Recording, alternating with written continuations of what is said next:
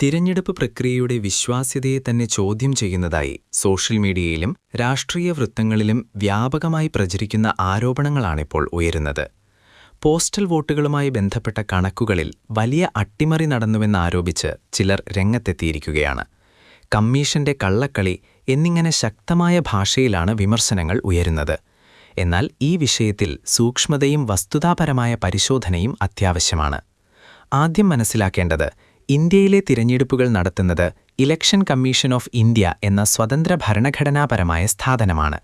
രാജ്യത്തെ തിരഞ്ഞെടുപ്പ് പ്രക്രിയയുടെ എല്ലാ ഘട്ടങ്ങളും നിയമാനുസൃതവും സുതാര്യവുമായ രീതിയിൽ നടത്തുക എന്നതാണ് ഇതിന്റെ ചുമതല. പോസ്റ്റൽ വോട്ടിംഗ് ഉൾപ്പെടെയുള്ള സംവിധാനങ്ങളും വ്യക്തമായ മാർഗനിർദ്ദേശങ്ങൾക്കു കീഴിലാണ് പ്രവർത്തിക്കുന്നത്. പോസ്റ്റൽ വോട്ട് എന്നത് സാധാരണ വോട്ടിംഗ് കേന്ദ്രങ്ങളിലെത്താൻ കഴിയാത്ത പ്രത്യേക വിഭാഗങ്ങൾക്ക് നൽകിയിരിക്കുന്ന സൗകര്യമാണ്. തിരഞ്ഞെടുപ്പ് ഡ്യൂട്ടിയിലുള്ള ഉദ്യോഗസ്ഥർ, സുരക്ഷാ സേനാംഗങ്ങൾ, സേവനത്തിലുള്ള സൈനികർ തുടങ്ങിയവർക്കാണിത് പ്രധാനമായും ബാധകമാകുന്നത്.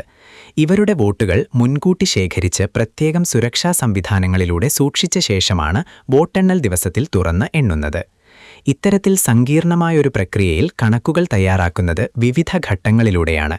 തിരഞ്ഞെടുപ്പ് ജോലിക്ക് നിയോഗിച്ചിരിക്കുന്ന ഉദ്യോഗസ്ഥരുടെ എണ്ണം, വിതരണം ചെയ്ത പോസ്റ്റൽ ബാലറ്റുകളുടെ എണ്ണം, തിരികെ ലഭിച്ച വോട്ടുകൾ എന്നിവയെല്ലാം പ്രത്യേക രേഖകളിലൂടെ രേഖപ്പെടുത്തപ്പെടുന്നു.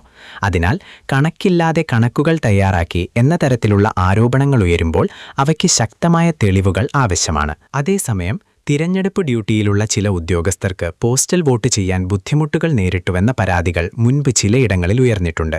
ഫോർമാലിറ്റികളിലെ പിഴവുകൾ, സമയപരിധി, വിവരങ്ങളുടെ അഭാവം തുടങ്ങിയ കാരണങ്ങൾ മൂലം ചിലർക്ക് വോട്ട് ചെയ്യാൻ സാധിക്കാത്ത സാഹചര്യങ്ങൾ ഉണ്ടായിട്ടുണ്ടാകാം.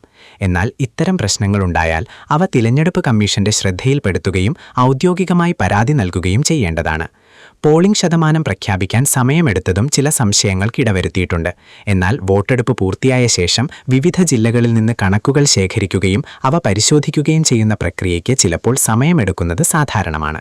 ഇത് അഡ്ജസ്റ്റ്മെന്റ് എന്ന ആരോപണമായി കാണുന്നതിനേക്കാൾ സാങ്കേതികവും ഭരണപരവുമായ നടപടിക്രമമായി കാണേണ്ടതുണ്ട്. വോട്ട് ചോരി പോലുള്ള ഗുരുതരമായ ആരോപണങ്ങൾ ഉയർത്തുമ്പോൾ അതിന് ശക്തമായ തെളിവുകളും ഔദ്യോഗിക അന്വേഷണങ്ങളും ആവശ്യമാണ്. കാരണം ഇത്തരം ആരോപണങ്ങൾ പൊതുജന വിശ്വാസത്തെ ബാധിക്കാനുള്ള സാധ്യതയുണ്ട്. തിരഞ്ഞെടുപ്പ് എന്നത് ജനാധിപത്യത്തിന്റെ അടിത്തറയായതിനാൽ അതിന്റെ വിശ്വാസ്യത സംരക്ഷിക്കുന്നത് എല്ലാ രാഷ്ട്രീയ കക്ഷികളുടെയും പൗരന്മാരുടെയും ഉത്തരവാദിത്തമാണ്. അതേസമയം സംശയങ്ങൾ ഉയർന്നത് ജനാധിപത്യത്തിൽ സ്വാഭാവികമാണ്.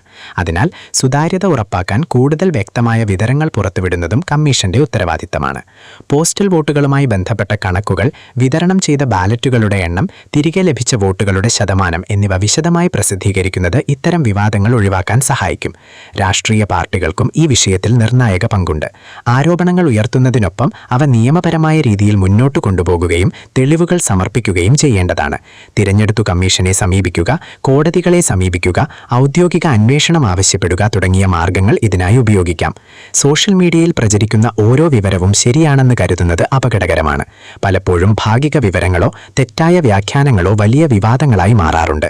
അതിനാൽ വിശ്വസനീയമായ ഉറവിടങ്ങളിൽ നിന്നുള്ള വിവരങ്ങൾ മാത്രം ആശ്രയിക്കേണ്ടതിന്റെ പ്രാധാന്യം ഇവിടെ കൂടുതൽ വ്യക്തമാകുന്നു. മൊത്തത്തിൽ പോസ്റ്റൽ വോട്ടുകളുമായി ബന്ധപ്പെട്ട വിവാദം ഗൗരവമായി പരിശോധിക്കപ്പെടേണ്ട വിഷയമാണെങ്കിലും ഉറച്ച തെളിവുകളില്ലാതെ തിരഞ്ഞെടുപ്പ് പ്രക്രിയയെ മുഴുവൻ സംശയത്തിന്റെ നിഴലിൽ നിർത്തുന്നത് ശരിയല്ല. സുതാര്യതയും ഉത്തരവാദിത്വവും ഉറപ്പാക്കുന്ന രീതിയിൽ എല്ലാ സംശയങ്ങൾക്കും വ്യക്തമായ മറുപടി ലഭിക്കേണ്ടതുണ്ട്. ജനാധിപത്യത്തിന്റെ വിശ്വാസ്യത നിലനിർത്താൻ ആവശ്യമായത് ആരോപണങ്ങൾ മാത്രമല്ല, തെളിവുകളും ഉത്തരവാദിത്വപരമായ സമീപനവുമാണ്. അതിലൂടെ മാത്രമേ തിരഞ്ഞെടുപ്പ് സംവിധാനത്തോടുള്ള ജനങ്ങളുടെ വിശ്വാസം കൂടുതൽ ശക്തമാക്കാനാകൂ.